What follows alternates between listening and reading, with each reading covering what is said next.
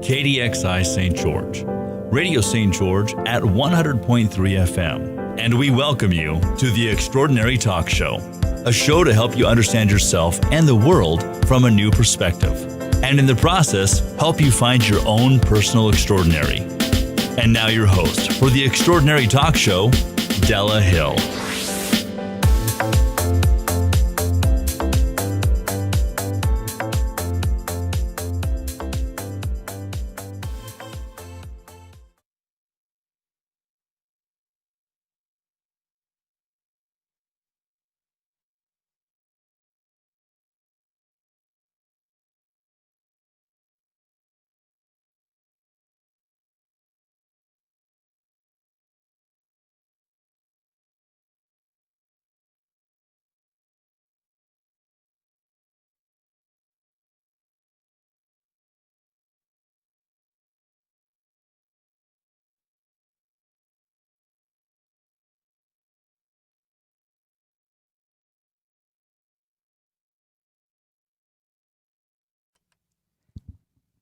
Hello, everybody, and welcome to the Extraordinary Talk Show with your host, Della Hill. I apologize for a little moment of dead air. I know that my radio station manager, Sean, cannot stand dead air. So welcome back, and welcome to the Extraordinary Talk Show with Della Hill. Guys, I love being back in the studio. This is the third time I've been able to come back and record live. I feel so much more energy with you guys when I'm recording live and reaching out to you at the moment. But I also know that that energy carries over when you're listening later. So don't be afraid to listen later, because you're still going to get a lot of the energy and benefits from this show. Okay, guys, this show is important. This week's show is something I've been thinking a lot about. And I've been wanting to avoid talking about this basic topic because I don't want to take sides. I don't want to get political, and I don't want to encourage you guys to. But that's actually the problem. So what I want to talk to you about is how to keep yourself physically and emotionally healthy while we're going through COVID-19. And not only COVID-19, but anything that is stressful, that is putting your health at risk.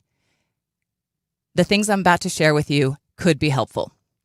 I want you guys to remember that I am also a registered nurse.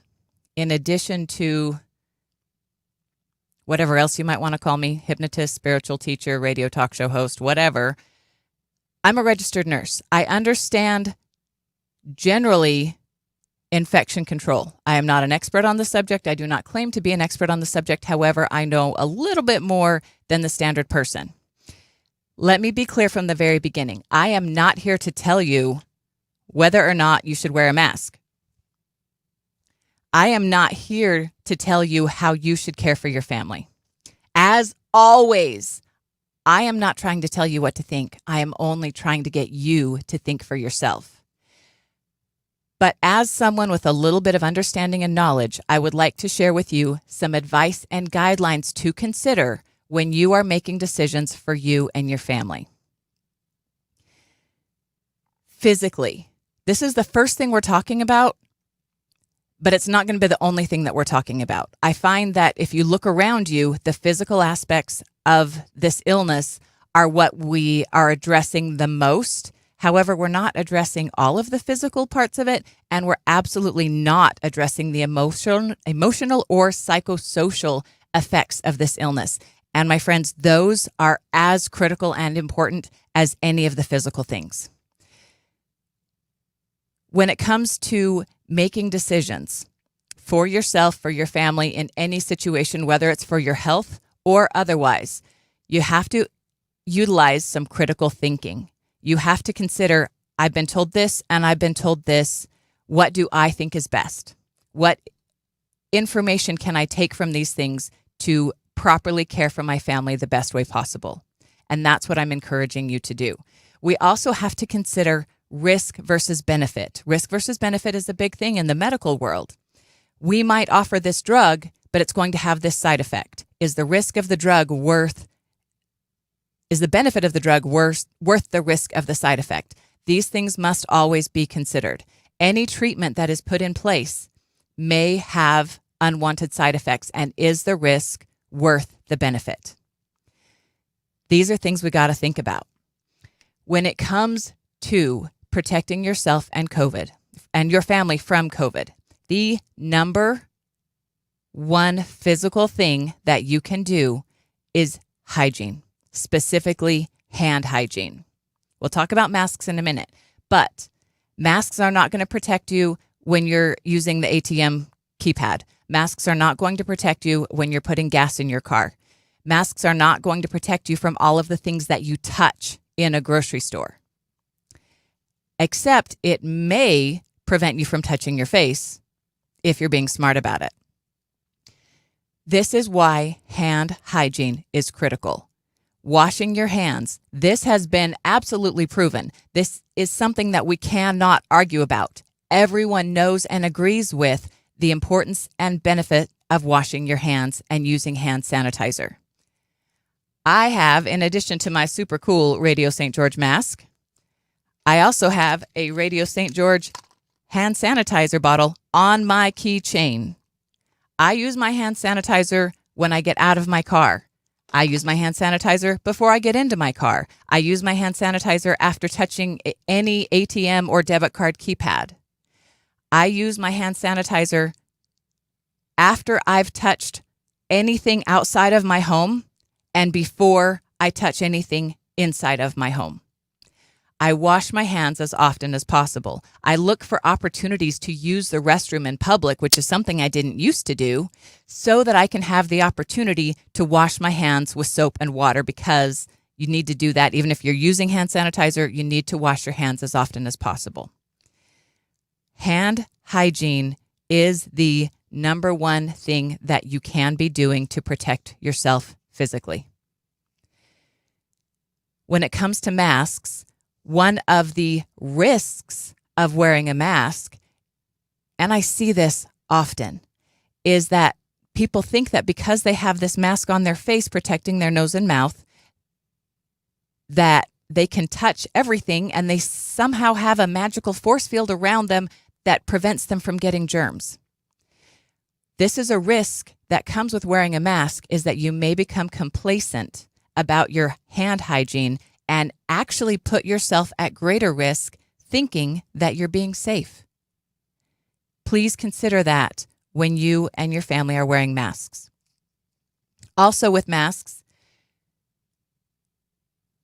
if you choose to have you and your family wear masks in different situations, and you're going to have to choose, okay, well, this store requires them, so we'll wear them there. This place doesn't require them.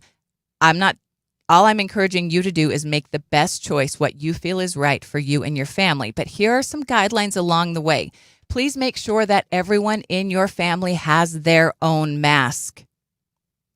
If you keep all the masks in a stack in the car, hanging from the gear shift or the mirror, and then every time you stop, you just hand them out like candy, what that means is that you and every person that you share that with are sharing saliva and spit and water droplets by sharing that mask. Please do not share masks, not even with people that you love in your family that are close to you. Another thing, your mask needs to be clean. Whether it's a fabric mask like this or a surgical mask, wearing a dirty mask is more dangerous than helpful when it comes to risk versus benefit. Think of all of the times that your lips, nose, mouth, snot, boogers, droplets from your mouth have hit the inside of your mask. And every time you put that mask back on, you are again making yourself susceptible to all of those things. Now, you may have heard that wearing a mask is useless anyway because the virus is just like a mosquito through a chain link fence when you compare the size of the virus to a mask. Now, I don't believe that that's actually true. I believe that it's better explained by saying it's more like if a water droplet comes at you, it's rather than a mosquito through a chain link fence, it's really more like a water balloon through a volleyball net. And what happens when you throw a water balloon through a volleyball net? If it's a small enough water balloon, it might bounce off. And there may be some benefit from that. However, if it's a larger water balloon, it's just going to pop, become thousands of tinier water droplets, and pass right through, which is why we need multiple layers in our masks. A single layer mask is doing very, very little to protect you. Multiple layers in the mask are required. It's almost like having extra blankets behind that volleyball net when you throw the water balloon so that it doesn't get all the way through. However, every time a water balloon gets thrown at that volleyball net and the towels or blankets behind it, the water is going to sit there. In your mask, every water droplet that hits it is going to sit there, and they may evaporate, but as the water droplet evaporates, it's going to leave in the mask any virus, bacteria, or anything else that might be in that water droplet.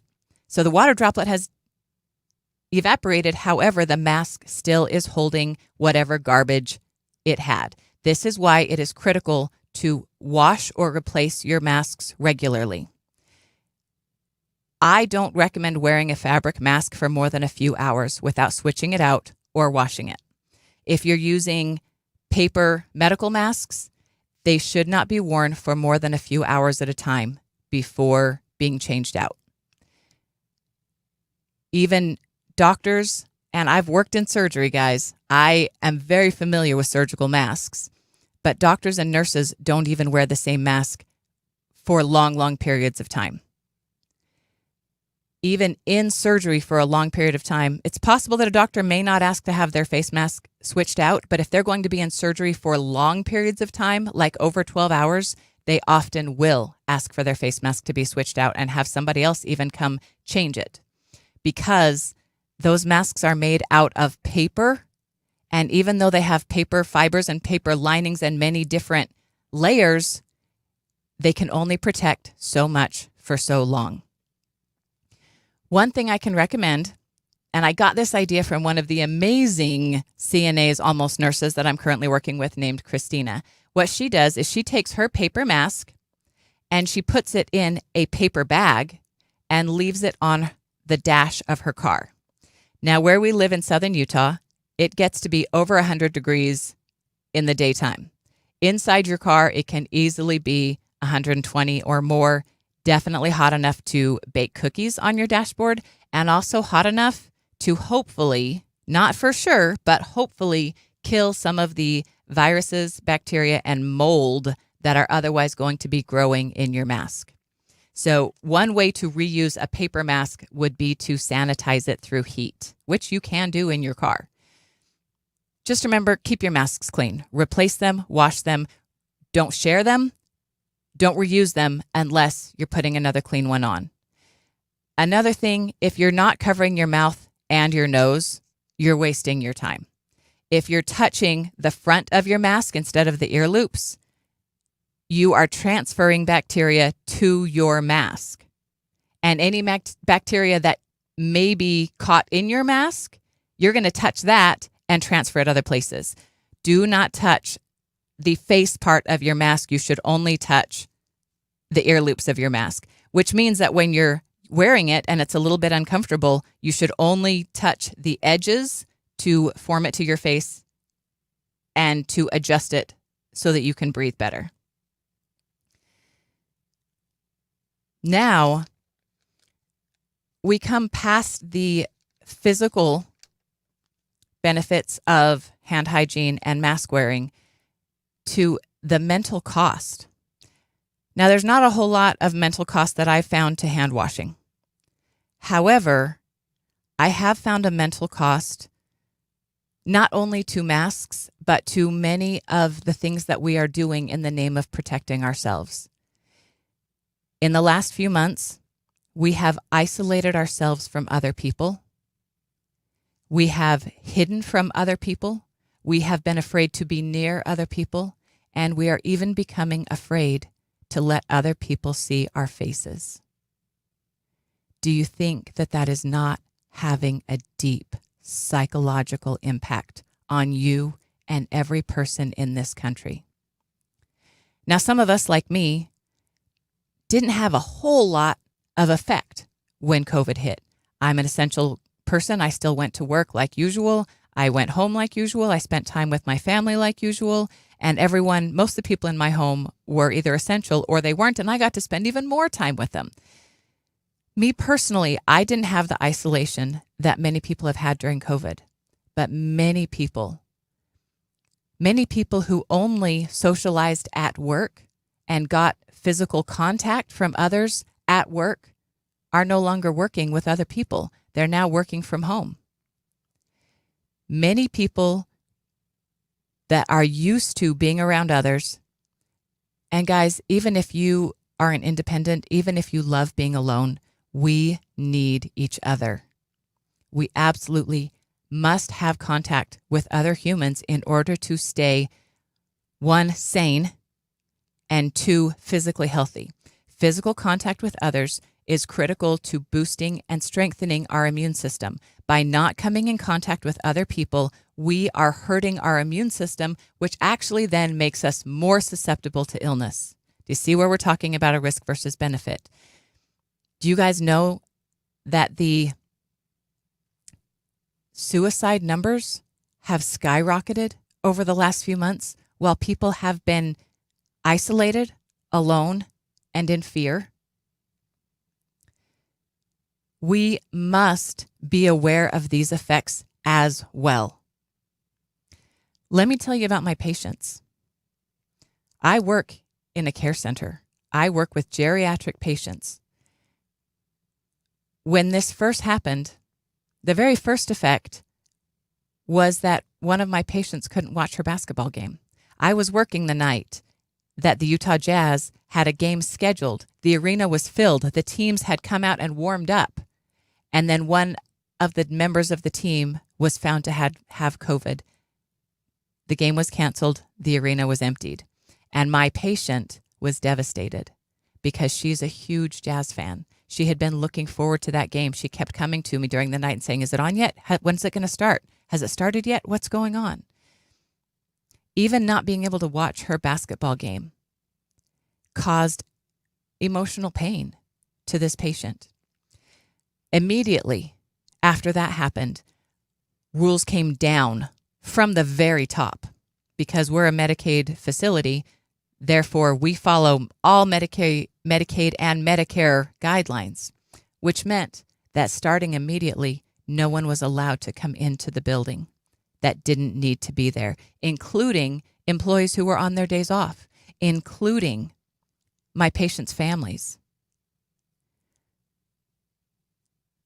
Not only were my patients no longer able to visit with their families, to have touch and contact from people that they loved, we also were required to shut down the dining rooms.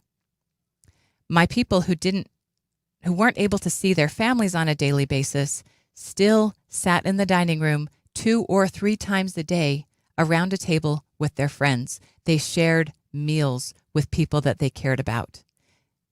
This was critical for them. They have since lost that privilege through no fault of their own. So I have these patients who can only visit with their families through a window. They sit on one side and the families stand on the other side and they talk loud so they can hear each other through the glass. But there's no physical touch. There's no hugs. There's no contact. Do you understand the psychological pain that is being caused when someone who is used to being touched can no longer be touched? When someone who is used to eating meals with friends can no longer eat meals with friends? Do you understand the psychological pain? Are you personally experiencing the psychological pain of being isolated from seeing and touching people that you love? As if all of that isn't enough, in order to follow the guidelines to protect my patients, every single person in my building must wear a mask. My patients don't have to wear a mask in their room, but if they leave their room, they must wear a mask, which means every person in my building wears a mask, which means no one in my building gets to see each other's faces. Can you imagine the devastation that comes from not being able to feel human touch and not being able to see another human's face? Of course, their immune systems are falling. Of course, they're not emotionally healthy. Of course, they're asking the doctor for more anti-anxiety meds and antidepressants. Not only my patients, but millions of Americans are reaching out to their doctors asking for help to get through this emotional time. I went to the grocery store yesterday. I tried so hard to smile through my mask so that other people could see a smile. Do you understand? When we see another human smile, it releases in our own brains serotonin and dopamine that makes us happy. That boost of serotonin and dopamine boosts and feeds the immune system, making us stronger. When we can't see the face of another human, it hurts our immune system, which makes us more susceptible to illness. Now, I'm not telling you don't wear masks. I'm telling you, make the right choice for you and your family. Get informed, make educated decisions, and find opportunities to look at people's faces. Find opportunities to smile at others. When you come out of the grocery store and you are 6 feet away from another human, take your mask off and smile at them. It is safe to smile at a stranger from 6 feet away or more. If you are riding your bicycle by yourself, you do not need to wear a mask. Well, if you want to do it, I'm not telling you not to. But please find opportunities to smile at other people. Find opportunities to let other people see your face. Find opportunities to touch other humans, even if you have to carry around a gallon of hand sanitizer to rub it all over yourself afterwards. There are so many good things that we can do to protect our families. Appropriate social distancing, hand hygiene, masks, etc. But keep in mind where the benefit stops and where the risk builds past a certain point. Another thing that I've caught myself doing and I've had to pull back from, guys, is arguing your point. Every single one of us is right. Every single one of us that has an opinion about any of this can give you information and statistics and links to why we're right. Every single one of us. Every single one of us who has opposite ideas can find evidence to prove that we're right. And the more you do that, the more it divides you from other humans, the more it isolates you, and the more it continues to pull your immune system down. Please do not argue. There are two ways that you can see all of this. You can see this with the fear that is spewed on television. If you want to be afraid about COVID, just watch TV. I promise. I've got one patient, depending on what news channel he's watching, I know how many anti-anxiety pills he's going to need.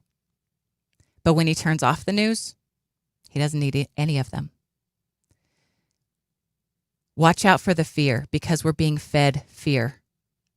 Fear causes you to actually lower your immune system. Fear causes you to hide from other humans. Fear causes you to not do things that are beneficial for you. Please don't live in fear. The other way to do this, the other way to address COVID and everything in your life is with love. With love. Love is so much greater than fear. Anytime you're scared, anytime you're in a situation where you don't know what to do, ask yourself, how can I throw love into this to make it better? How can I love this situation or this person more to make this better, to improve this? act in love. Show people your face from 6 feet away. Smile at them. If you have time, go to a nursing home and visit those seniors. Even if you don't know them, sing outside their window, do something. Reach out to others who are in isolation. Whether it's Marco Polo or FaceTime or whatever you've got to do, let people see your face. Any way that you can find to share love, give love, and fill yourself with love is how we heal. With love. And remember, I'm not trying to tell you what to do or what to think. I'm only trying to get you to think for yourself. I'm Della. That's the Extraordinary Talk Show. I love you all.